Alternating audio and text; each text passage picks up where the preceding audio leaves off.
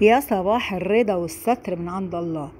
ربنا يديم ستره علينا يا رب العالمين، اللهم آمين. ونقول الدعاء بتاعنا عشان ربنا يرزقنا الستر والبركة والرضا دايما. بسم الله ما شاء الله لا يسوق الخير إلا الله، بسم الله ما شاء الله لا يصرف السوء إلا الله، بسم الله ما شاء الله ما بنا من نعمة فمن عند الله، بسم الله ما شاء الله لا حول ولا قوة إلا بالله.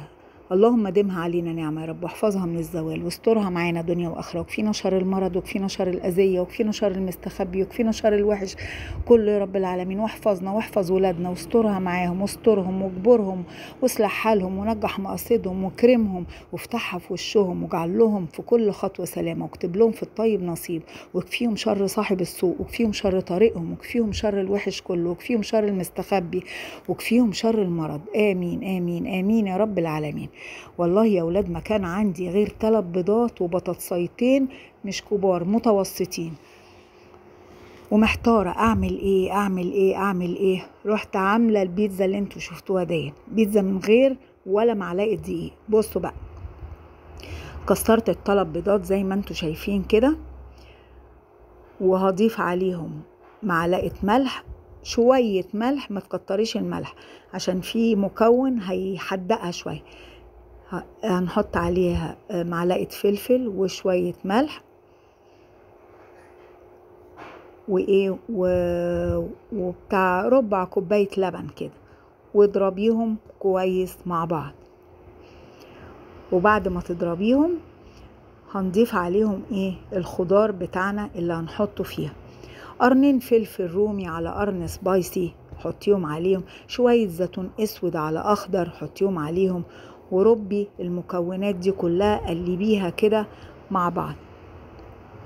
ربنا دايما يا رب يسترها عليك ويسترها علينا ويرزقنا كده من فضله يا رب العالمين، اللهم امين. واي لقمة بسيطة كده بتبقى حلوة وزي السكر، وسبحان الله والله العظيم ربنا حط فيها البركة وكفتنا وكلنا وشبعنا كمان.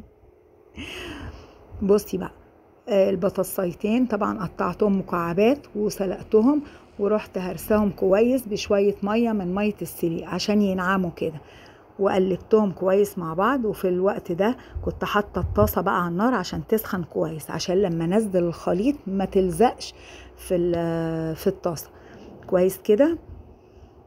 بس قلبتهم اهم كويس، وادي الطاسة بتاعتي. نزلت معلقة سمن بلدي، اي سمنة عندك حطيها، هتسيح على طول كده، بس تكون الطاسة سخنة، تكون سخنة كويس. ونزلي الخليط بتاعك وسويه كده، هو هينزل متساوي لانه سائل يعني، بس نغطيه يا دوب بتاع 3 دقايق بس، وهدي النار وانتي مغطياه، هدي النار. بعد 3 دقايق كان عندي شوية موتزاريلا كده متبقيين، رحت حطاهم على الوش، وغطيت تاني الطاسة برضو لمدة 3 دقايق كمان. بصي بقى الجمال. على فكرة الأكلة دي يا ولاد تنفع كمان للي عامل دايت، حلوة وخفيفة جدا، خفيفة جدا. بس طبعا ما تحطيش بقى موتزاريلا، تاكلوها بقى، تغمسيها، تاكليها بالشوكة كده للي عاملين دايت من غير عيش. سندوتشات.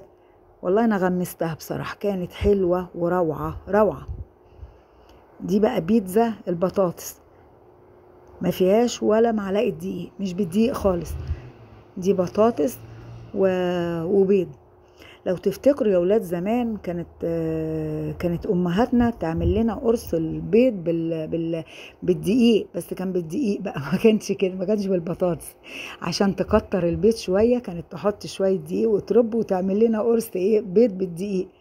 والله وكان جميل قوي، كان بيبقى اومليت حلو قوي كده، وكنا بناكله ونبقى فرحانين ومبسوطين اخر انبساط.